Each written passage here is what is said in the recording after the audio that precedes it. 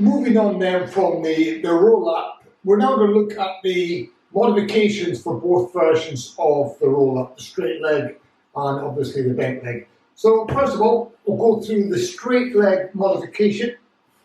And incidentally, this is for people who struggle to complete the whole exercise, but nevertheless are progressing towards it.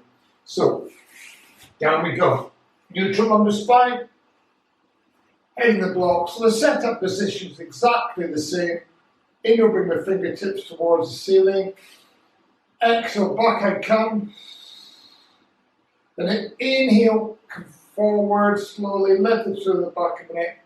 Now exhale, and I'm coming to the imprinted position to find that sticking point of the exercise when I find it exceedingly difficult to progress. So I'm just quite happy to hold that position momentarily, then inhale, release back slowly into imprint, exhale, release from imprint to neutral. So what I'm doing fundamentally here is tackling the most difficult part of the exercise. So come from there, inhale, lengthen, exhale, come up. There's my sticking point of the exercise. So I'm embracing that sticking point. I'm in imprint there. Inhale, release slowly as I possibly can in the inhale. Then exhale, back up slowly under control. So here we go. Inhale, lengthen through the back of the neck. Exhale, shoulder blades down gently into imprint.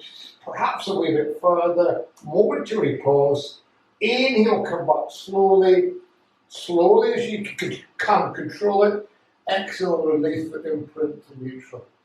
Now eventually what will happen when you practice this movement regularly, you'll get stronger within the inner range of the muscle. Exhale, and then all of a sudden you find you're just able to make that extra maneuver to go further forward. And if I was to describe this principle of working into the inner range, I would use a couple of dumbbells to describe this. So, if you can imagine for a moment, I've got a couple of dumbbells. Let's assume I can start to curl them, and I get to the position of mechanical disadvantage where it's hardest to move the dumbbells. That is what's referred to as sticking points. A couple of things I can do.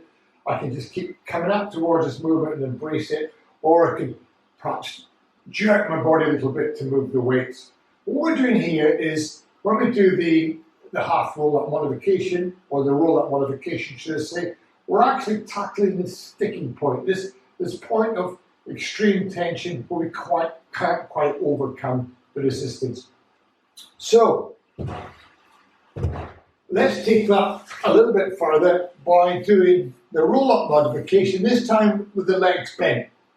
So I haven't got the assistance of the deep hip flexors to help me now, because I've bent my legs, shown the hip flexors, and taken them out of the equation. So there's my setup. I take an inhale, exhale, back I come. Inhale, bring the fingertips towards the ceiling, lengthen to the back of the neck. Exhale, slide the shoulder blades down.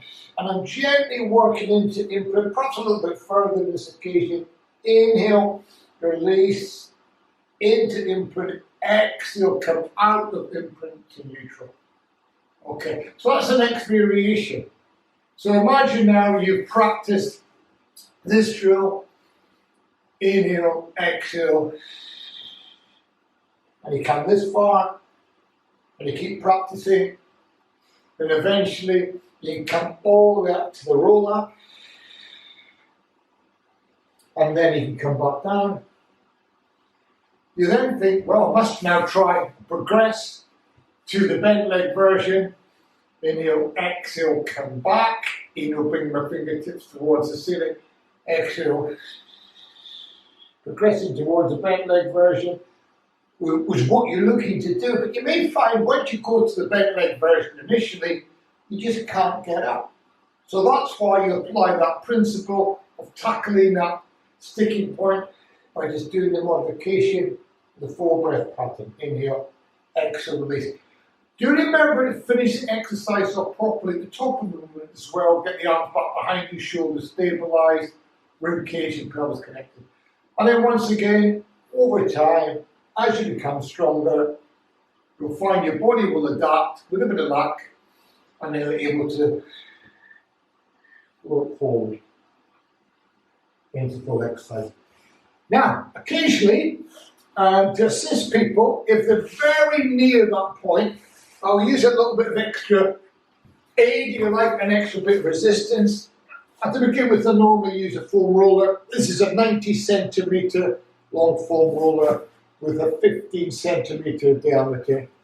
You can get these for the 30 quid. They're useful for other things as well, myofascial release, etc., stretching.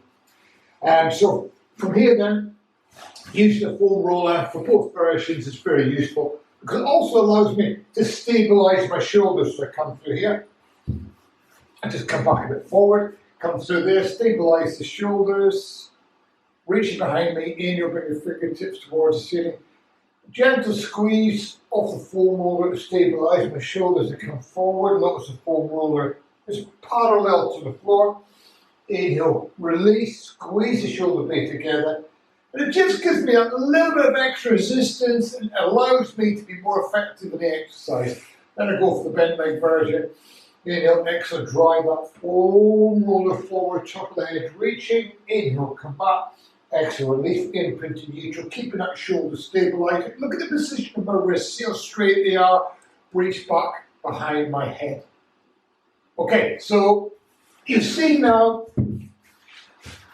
the modification exercises for the roll up with the legs straight, the roll up with the legs bent, and also using a little bit of extra resistance just to help you come forward. You can also use weighted balls as well. That's another area that I will cover in future videos. So there we have it.